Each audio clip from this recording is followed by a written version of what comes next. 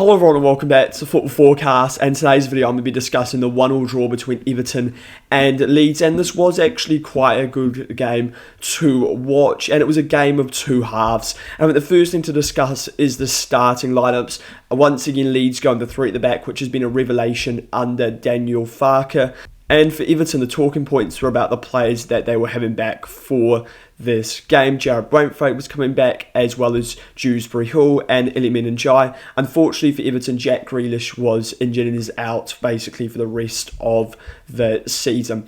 And after the first 5 minutes of this game, Leeds were in complete control of the first half and were dominant. Calvert-Lewin was close to scoring early, but it was good work from O'Brien just to put him off, and then Pickford was able to make the save. Calvert-Lewin may be disappointed with the fact he wasn't able to put that in the back of the net. Then there were many chances for Leeds, and the main threats were coming from the wing-backs of Justin and Bogle, and eventually Leeds were awarded for this pressure. A goal through James Justin, a good ball across the box from Anton Stack. Calvert-Lewin nearly got there to put the ball into the back of the net, but it didn't matter because Justin was there to put it past Jordan Pickford. And then Leeds had a big chance to go 2-0 up in this game. Calvert-Lewin should have made it 2-0. It was a brilliant cross by Bogle. Once again, the threat coming from the wing-backs into a really good area where Calvert-Lewin's been scoring all his goals, but he hit the post. He really should be scoring. He's not far out at all from the goal. And if that's on target, that is in the back of the net.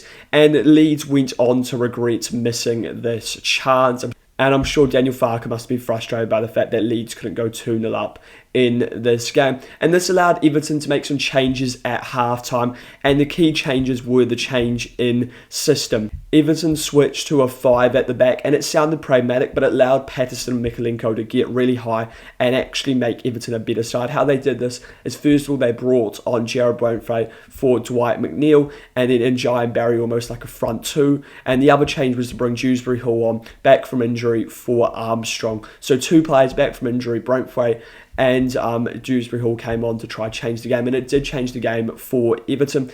In the first 15 minutes, they weren't really threatening, but they were just offering enough, and they minimised the chances that Leeds had in the second half with this change, and that was the key. Ndiaye had a decent chance, but it was a good block from Sebastian Bornwell. Then it was a really good ball from Garner into Barry, and he took the shot with the outside of his foot, but it was a good save from Carl Darlow in net for Leeds, who will be hoping to keep that number 1 spot after the change of keeper from Lucas Perry. He's been making a lot of mistakes for Leeds United in recent games. Then David Moyes made another change and system, which you got to credit for him, changing the system, trying to make things happen, and he went back to the 4 at the back. He moved O'Brien to right back and then moved Dibbling out to the wing, and Leeds then had to start absorbing a lot of pressure. They were already absorbing quite a lot, but then the amount just kept increasing, and Leeds didn't have an out ball because Calvert-Lewin was back defending to help out his Leeds teammates, and that was a problem. They didn't have someone that they could get the ball up to, and then Aronson couldn't support Calvert-Lewin. So when they won the ball back, they just got swarmed by the Everton players, and this eventually resulted in an equaliser. It's a great cross by Idrissa Gana Gueye into Barry, and then a good finish from Barry into the back of the net to make it 1-1. And this was a momentum change in this game.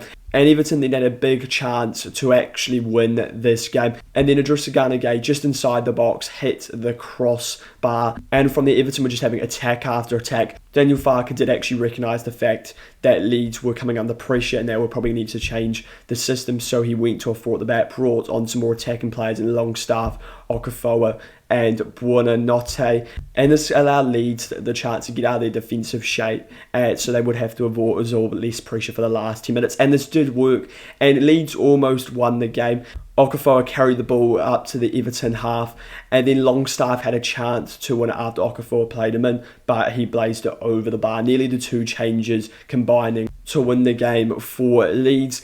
And then Everton actually went up the other end and had a big chance, but no one pulled the trigger, and it just resulted in Dibbling just putting it across, and it was an easy block for Pascal Struijk.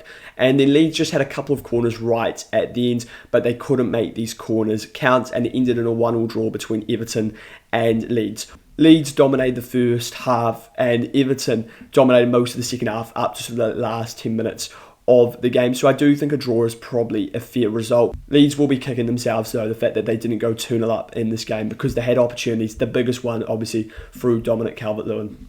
So then I've got the player rating starting off with Jordan Pickford. I'm going to give him a 6. He made a decent save at the start of the game, and there's nothing he can really do about the goal. Then we've got Nathan Patterson. I'm going to give Patterson a 6. He was solid. Then we've got Tarkowski and O'Brien. I thought they were alright in today's game. I'm going to give them 6s. Then we've got Mikalenko. I'm going to give Mikalenko a 5. I thought he was rather poor in today's game. He did make one crucial block, though, to deny James Justin. But apart from that, he was poor in today's game. Idrissa Gana Gate, excellent for Everton. I'm going to give him a 7.5. Then we've got James Garner. I'm going to give him a 6. He's usually better than what we saw from him in today's game. Then we've got McNeil. I'm going to give McNeil a 5. He got taken off at half time and he didn't offer a lot in the 45 minutes he played. Harrison Armstrong, once again taken off at half time. I'm going to give him a 5.5. He was alright. He wasn't as bad as McNeil, I didn't think. Then we've got Illiman and Jai. I'm going to give him a 6.5. And Barry, I'm going to give Barry a 7. Got the goal for the Everton equaliser. Kieran Dewsbury-Hall, I'm going to give Dewsbury-Hall a 6.5, as well as Jarrad Braithwaite. They were good when they came back from injury.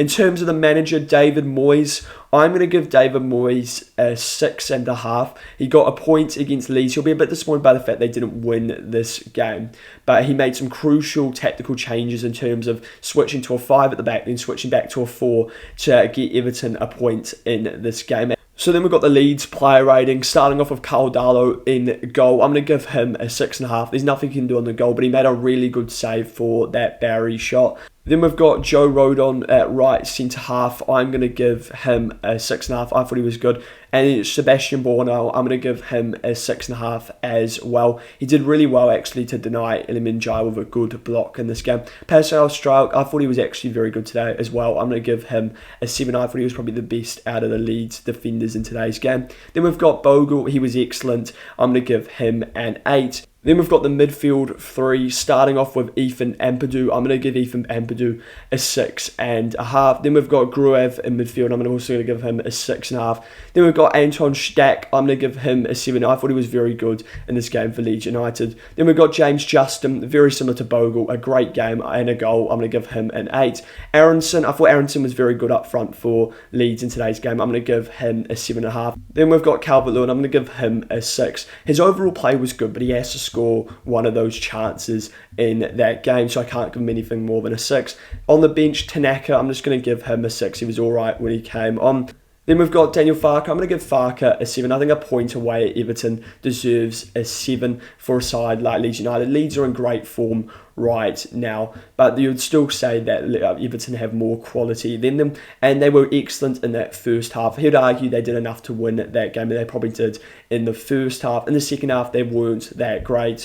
And maybe a criticism of Farke is the fact that maybe he could have switched that 4 at the back earlier when he could start to see the momentum of the game changing, but they still did enough for a point in this game. In terms of what that means for the table, Leeds United are in 16th place, but now they're only 6 points ahead of West Ham. Before the weekend, they were 8 points ahead of West Ham, but they won their game early in the game week against Sunderland, so they're only 6 points clear. It's still a good point though, and they just need to keep picking up points, and I'm still confident Leeds will survive this season. Their form recently has been really good. Looking at Everton, they're currently 10th place in the Premier League. They're level on points though with Brentford, who are in 8th place and 1 point behind Fulham.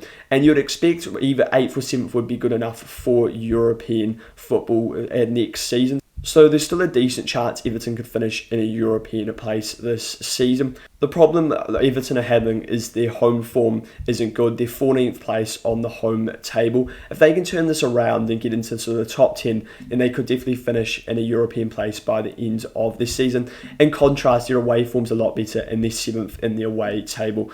So Everton are still struggling to settle into Hill Dickinson clearly. Let me know your thoughts on this game. Who deserved to win this game, or was a draw a fair result?